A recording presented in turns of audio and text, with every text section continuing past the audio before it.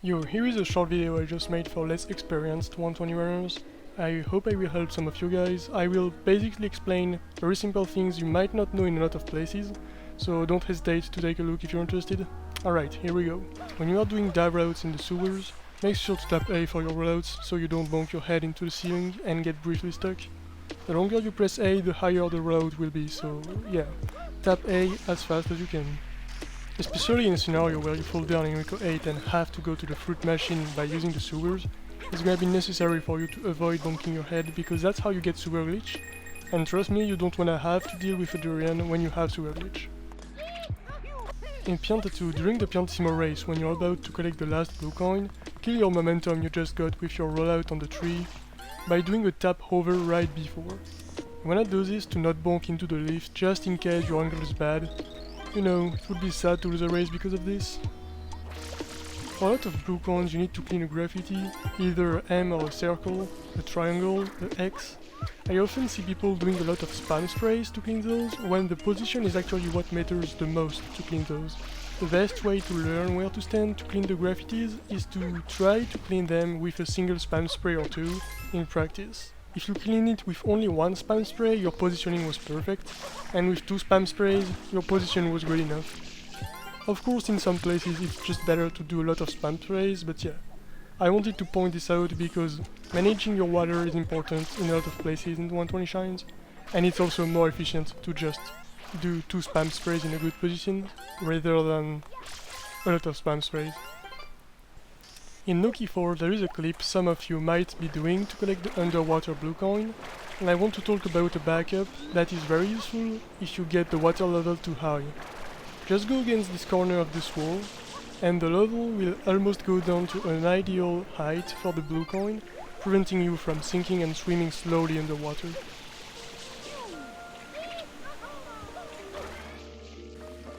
When you want to do a rocket storage or more, make sure to not have done a ground pound before because it has the reverse effect of storing negative vertical speed and will stop you from benefiting the full height of your stored rocket.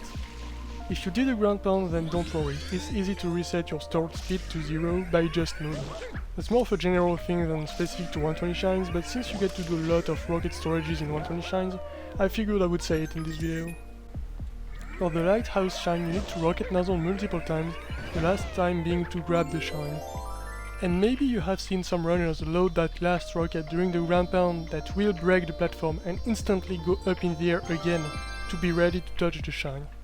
If you don't know how to do so, that's very simple.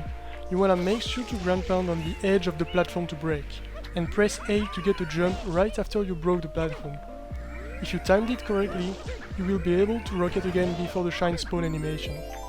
One easy way to make sure you ground pound enough to the edge is to ledge grab the platform and not move from there to ground pound and break it. When you go on your way to collect the 100 count shine from Delfino Plaza, you use the turbo nozzle, then do a spin jump from the sea into the shine. If you wonder why half of the time your spin jump doesn't come out, it's due to some wave RNG. There is a way to avoid that, and it's very simple. When you're about to get into the sea, jump into it instead of just falling into it. The spin jump should never be eaten again if you do that. In Gelato 5, your goal is to get the bluebirds and the pole blue coin as fast as possible and not forget to touch the flag. What I want to inform you about in this shine is that if you talk to Piantissimo to make the shine spawn, the birds are still flying during text boxes. So if you were not doing this already, when you're unlucky and are waiting for the bluebirds to come back, please talk to Piantissimo in the meantime. It will just save time. In the Gelato 100 count shine, you collect the cash machine coins at some point. If you wonder why it requires you to do 10 jumps before spawning all the coins, that's because you're holding a direction on your control stick. Try jumping under it while holding neutral, and this should be much more consistent. If not all the coins spawn still, try moving slightly before jumping again while holding neutral. Still in the Gelato 100 coin shine, for the last jump you do off the ropes to collect those 2 lines of coins. To make sure you get all the coins very consistently, you not only want to hold up on the control stick after you press A, but you also want to hold A during the whole jump. If you don't do so, you will miss some of the coins more often. In the Gelato Hidden Shine, when you will want to use Yoshi, you have to bring him a fruit.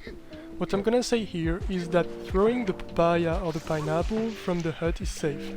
All you wanna do is to press A and B in the same time to throw the fruit. If you do so, the fruit will not be thrown as far as if you waited a bit during your jump before throwing it. So yeah, press A and B in the same time to throw the fruit is safe. Still in the Gelato Hidden Shine, you wanna grab a bunch of blues with Yoshi. One of them is the blue cataquack. Unless you play it safe, the most optimal way to kill it is with a triple jump on Yoshi and hit him. But it's very known that there is a risk for this blue coin to go out of bounds by going into the building. Well, that risk is avoidable. What you wanna do is to hold back on your control stick during the triple jump and at the moment you hit the cataquack on Yoshi. This way, if you hold back during this triple jump, the blue coin will never go out of bounds. For the Pinna 8 shine, you need to shoot all 20 balloons before you finish 3 laps. I agree it can be hard to aim, but there is something that is gonna make your aim way better. You want to be holding R halfway down before actually shooting your rockets. This way the rockets will always go straight and not randomly go higher than where you were aiming. This works also for Pinna 1 by the way, in the Mecha Bowser fight. Yes, it is a pretty known tip, but I think it deserves to be reminded in this video just in case. If you are playing on the JP version, a very famous glitch called sound glitch sometimes happens randomly during your run. Yes, it can make your game crash, but that's not what I'm gonna talk about here. I'm gonna talk about a secondary effect that is very less known of the people. That effect is, if you have a shine already spawned near you and you spray a linked pair, the cutscene that shows where the blue coin is will actually be longer by a significant amount of time. There's nothing to do about it, but you can anticipate this in some places. For example, in Pinna 5, instead of killing the turtle right away when you arrive, go grab the linked pairs before, so the shine is not spawned yet and you will lose less time. In Sirena 7, unfortunately, you don't wanna let go Shadow Mario, so you can't avoid the time loss and you can just cry.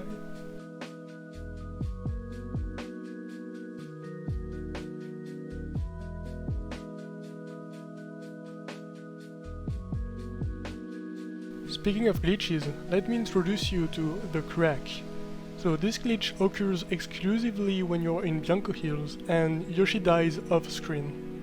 It is pretty rare, but if it happens, there is a very high chance that your game hard crashes and you need to turn off your console if you wanna be able to do anything again. If you want to avoid that tragedy, you might wanna seed some seconds to kill Yoshi yourself by dismounting him over the river. This way you will never have a risk of getting the crack. Sorry Yoshi. For the Pianta and the Bianco 100 corn shines, you need to use Yoshi. A common thing to do in Bianco Hundo, if you didn't think of it yet, is to check Yoshi's fruit, and if it is not the desired fruit, to go do Bianco 6 reds or Bianco 3 reds instead, to get a second chance or third chance of getting the desired fruit. Less common but same idea. In Bianco Hundo, since you do it in episode 5, you can check Yoshi's fruit, and if it is bad, just go to the secret and finish Pianta 5 hidden first to get a second chance of having a good fruit.